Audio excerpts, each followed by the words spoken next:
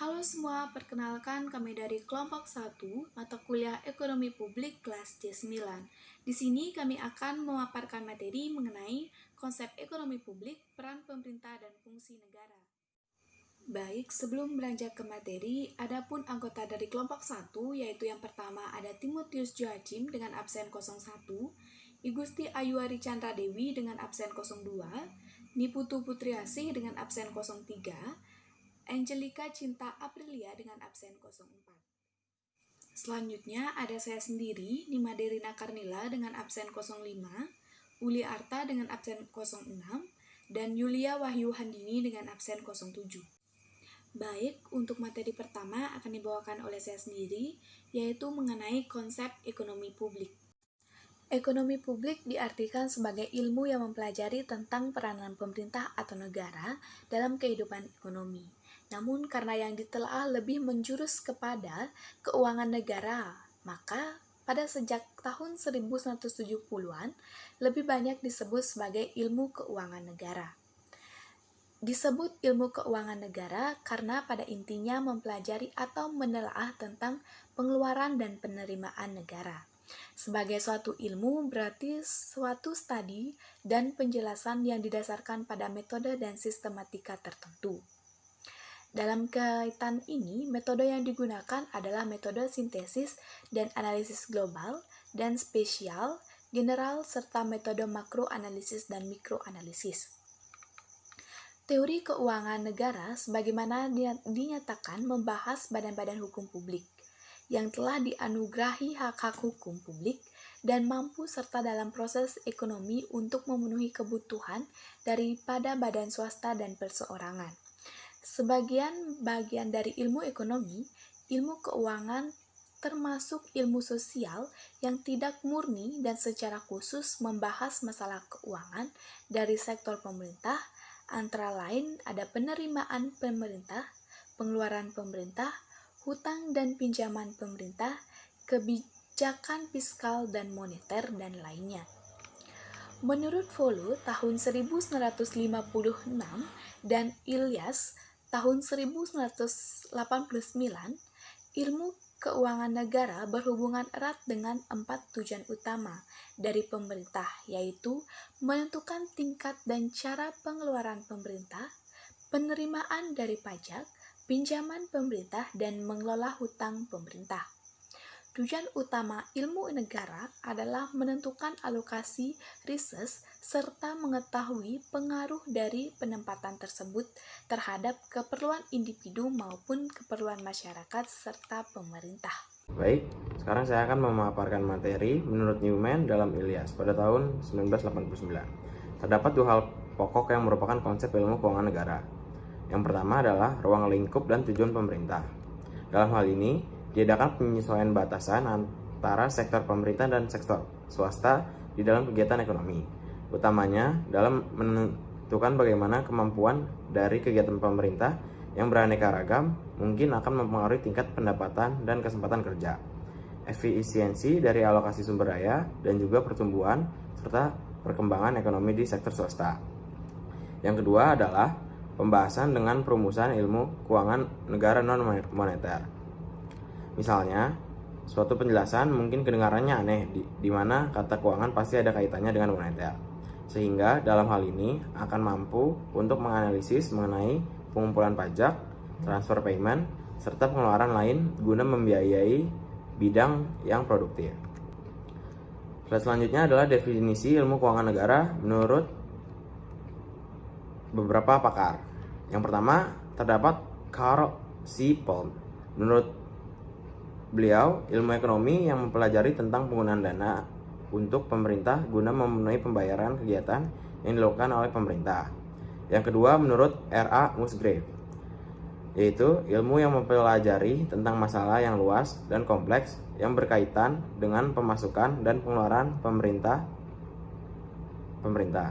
Yang ketiga adalah Buchanan, ilmu yang mempelajari tentang aktiva ekonomi pemerintah sebagai suatu unit. Selanjutnya adalah M. Suparmoko. Menurut beliau, ilmu ekonomi yang mempelajari tentang kegiatan pemerintah dalam bidang ekonomi, terutama dalam penerimaan dan pengeluaran negara, serta pengaruhnya dalam perekonomian. Dan yang terakhir adalah Guritno Mangkosubroto. Menurut beliau adalah satu cabang ilmu ekonomi yang menganalisis peranan pemerintah dalam perekonomian dan dampak kebijakan pemerintah dalam bidang fiskal terhadap perekonomian. Terima kasih. Ruang lingkup keuangan negara dapat dibagi menjadi beberapa bagian. Yang pertama, teori pengeluaran negara. Melalui pengeluaran negara, pemerintah dapat berusaha mengembangkan jalannya keuangan dalam perekonomian sesuai dengan hukum permintaan dan hukum penawaran yang bertujuan akhir untuk meningkatkan pertumbuhan ekonomi dan kesejahteraan rakyat. Yang kedua, ada teori penerimaan negara. Teori ini membahas beberapa penerimaan negara, membahas dan menganalisis perbandingan keuntungan dan juga kerugian dari berbagai bentuk pemasukan, serta membahas prinsip-prinsip yang dilakukan terhadap berbagai pilihan sumber penerimaan negara. Yang ketiga ada teori administrasi keuangan, menyangkut tentang semua kegiatan dalam bidang keuangan, termasuk permasalahan yang berkaitan dengan anggaran belanja negara, melakukan pelaksanaan anggaran dan pengawasan terhadap anggaran belanja. Nah, yang terakhir ada teori stabilisasi dan pertumbuhan, di mana teori ini membahas tentang kebijakan ekonomi dari suatu pemerintah dan kaitannya dengan kebijakan fiskal yang berhubungan langsung dengan penerimaan dan pengeluaran negara. Baik, untuk subbab yang kedua, kita akan membahas mengenai peranan pemerintah dalam perekonomian. Peran pemerintah terhadap perekonomian. Pemerintah terdiri dari lembaga-lembaga yang bertanggung jawab untuk keputusan kolektif bagi masyarakat. Dalam arti sempit, pemerintah mengacu pada tingkat atas dalam lembaga-lembaga tersebut. Sedangkan secara luas, pemerintah terdiri dari semua organisasi yang dibebankan untuk mencapai ataupun melaksanakan keputusan untuk masyarakat atau melayani kepentingan masyarakat.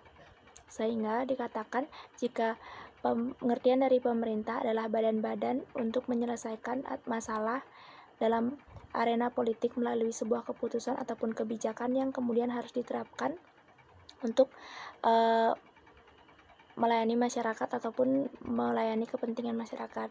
Dari pengertian itu terdapat konsep otoritas publik yang mengacu pada sebuah kekuatan, yang dimana kekuatan ini dapat digunakan untuk melaksanakan sebuah keputusan. Izin melanjutkan presentasi. Pengaruh pemerintah dalam perekonomian di berbagai negara tentu berbeda-beda. Ada pemerintahan yang mengatur perekonomian secara ketat, dan ada pula pemerintahan yang hanya berperan sebagai pendukung saja dalam perekonomian. Dalam perekonomian suatu negara, pemerintah mempunyai peranan untuk mengatur, memperbaiki atau menjalankan aktivitas ekonomi dari pemerintahan maupun pihak swasta. Beberapa peran umum pemerintah dalam perekonomian yaitu membantu perkembangan bisnis secara umum, mendorong persaingan usaha yang sehat, membantu kelompok ekonomi yang lemah, serta sebagai penyeimbang. Nah, selain peranan tersebut, pemerintah juga menyiapkan kebutuhan publik seperti barang, jasa, ataupun sistem dalam rangka memberikan pelayanan kepada warga negaranya. Dalam perekonomian modern, menurut Rosen pada tahun 2002, peranan pemerintah dapat diklasifikasikan dalam 3 golongan besar, yaitu peranan alokasi, peranan distribusi, dan juga peranan stabilisasi. Yang pertama, peranan alokasi. Barang dan jasa yang tidak dapat disediakan oleh pasar atau sistem pasar, seperti barang publik, menjadi tanggung jawab pemerintah untuk menyediakannya. Ketidakmampuan pasar menyediakan barang dan juga jasa tertentu disebabkan oleh adanya kegagalan sistem pasar. Manfaat barang dan jasa tertentu yang tidak hanya dirasakan secara pribadi, akan tetapi juga bisa dinikmati oleh semua orang, menyebabkan sistem pasar tidak mampu untuk menyediakannya. Ini dikarenakan untuk barang-barang yang manfaatnya dirasakan oleh semua orang, sekali barang ini tersedia, tidak ada seorang pun yang bersedia untuk membayar biaya pengadaan barang tersebut. Sebab setiap orang tahu bahwa apa yang mereka bayar hanya merupakan sebagian kecil dari total biaya. Oleh karena itu, peranan pemerintah dalam bidang alokasi adalah untuk mengusahakan agar alokasi sumber-sumber daya ekonomi dilaksanakan secara efisien. Alokasi sumber daya yang efisien merupakan kondisi dalam struktur pasar di mana semua sumber daya yang dialokasikan digunakan sedemikian rupa sehingga mencapai laba bersih yang maksimal. Yang kedua, peranan distribusi. Masalah keadilan dalam distribusi pendapatan merupakan masalah yang rumit dalam ilmu ekonomi. Pemerintah dapat mengubah secara langsung dengan pajak progresif. Pemerintah juga dapat mempengaruhi distribusi pendapatan secara tidak langsung dengan kebijaksanaan pengeluaran pemerintah, misalnya perumahan murah untuk golongan pendapatan tertentu, subsidi pupuk untuk petani, dan lain sebagainya. Yang ketiga, peranan stabilisasi.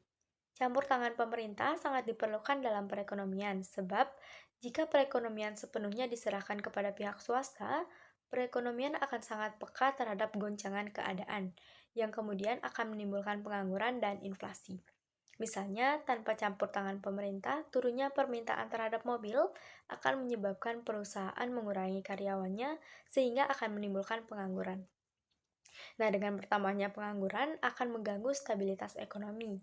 Selain itu, inflasi dan juga deflasi yang kemungkinan akan terjadi juga akan mengganggu stabilitas ekonomi. Sekian yang dapat saya sampaikan, akan dilanjutkan oleh rekan saya. Dalam perekonomian modern menurut Rosen 2002,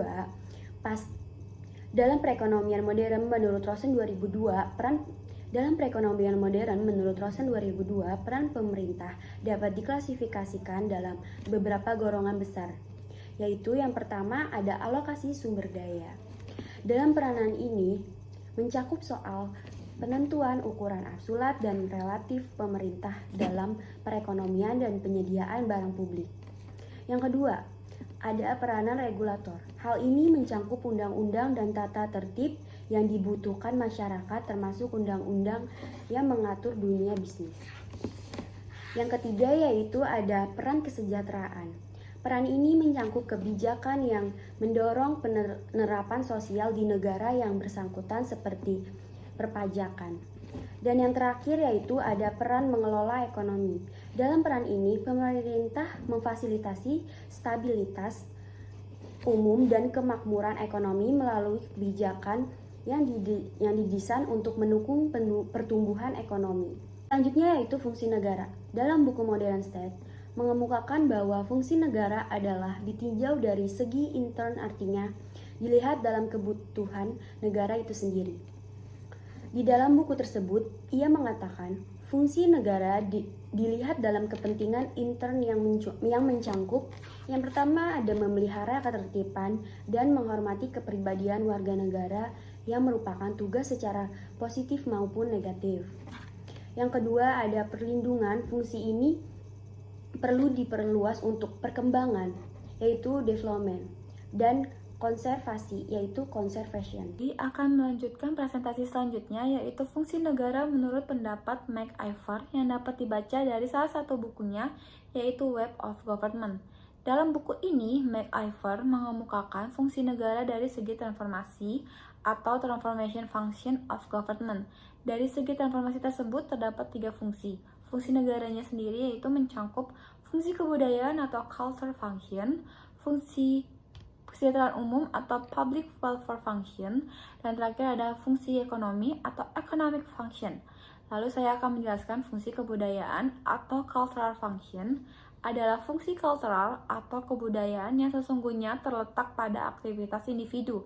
Karena itu, negara harus memajukan dan menginsentifkan usaha-usaha yang dijalankan oleh rakyat dalam aktivitas budaya. Yang kedua, fungsi kesejahteraan umum atau public welfare function merupakan semua aktivitas manusia yang ditunjukkan kepada seluruh lapisan masyarakat. Nah, fungsi kesejahteraan umum sendiri itu antara lain adalah pemeliharaan kesejahteraan rakyat dan pemeliharaan kesejahteraan material, spiritual, seperti perumahan dan jaminan sosial. Lalu yang ketiga atau yang terakhir adalah fungsi ekonomi atau economic function, yaitu negara secara aktif atau turut campur dalam bidang perekonomian dengan maksud agar dapat menjamin kehidupan yang layak bagi warga negaranya. Dalam cita negara liberal, negara sama sekali tidak ikut campur tangan pada perekonomian. Sedangkan negara-negara sosialis dan komunis, negara melaksanakan hampir segala aktivitas perekonomian. Apabila negara ikut campur tangan pada bidang perekonomian, hendaknya bersifat perencanaan saja dan pengawasan.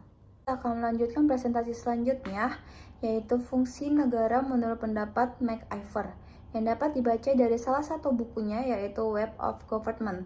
Dalam buku ini, MacIver mengungkapkan fungsi negara dari segi transformasi atau transformation function of government. Dari segi transformasi tersebut, terdapat 3 fungsi negara. Fungsi negaranya sendiri itu mencakup fungsi kebudayaan atau cultural function. Selanjutnya ada fungsi kesejahteraan umum atau public welfare function. Dan yang terakhir ada fungsi ekonomik atau economic function. Fungsi kebudayaan atau cultural function adalah fungsi cultural atau kebudayaan yang sesungguhnya terletak pada aktivitas individu. Karena itu, negara harus memajukan dan menginsentifkan usaha-usaha yang dijalankan oleh rakyat dalam aktivitas budaya.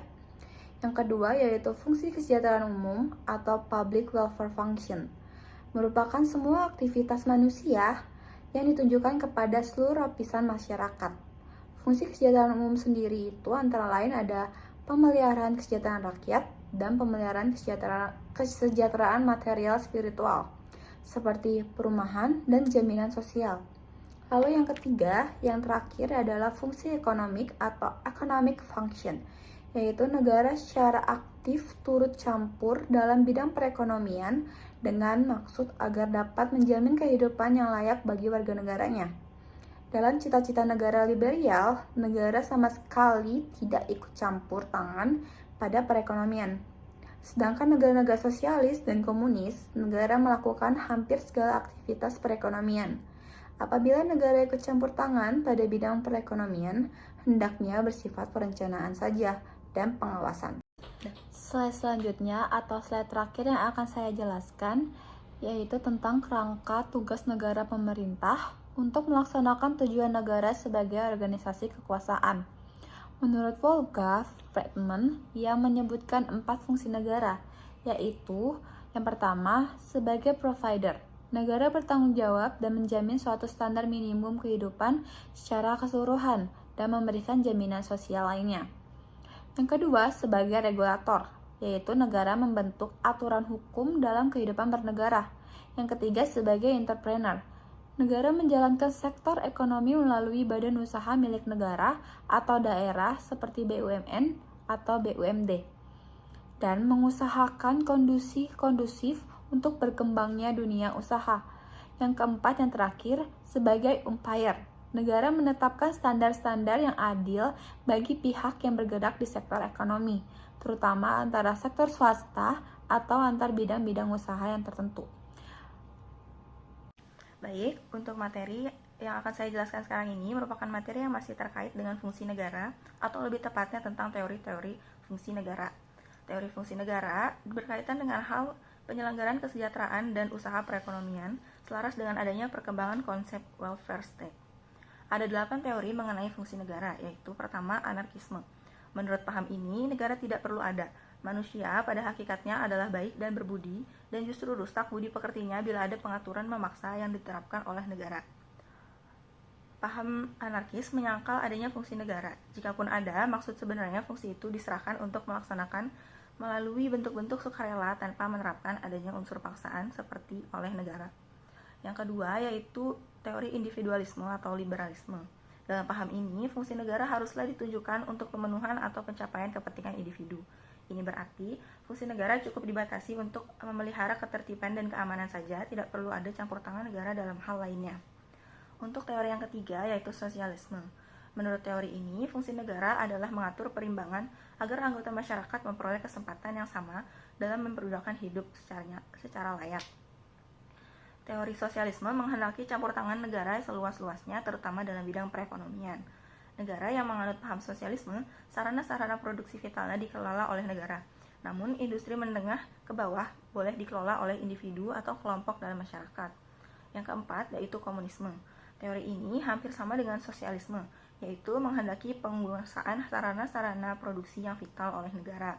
Namun, pribadi individu tidak dibenarkan memiliki sarana produksi sebagai hak milik, apalagi sarana yang vital untuk kepentingan umum.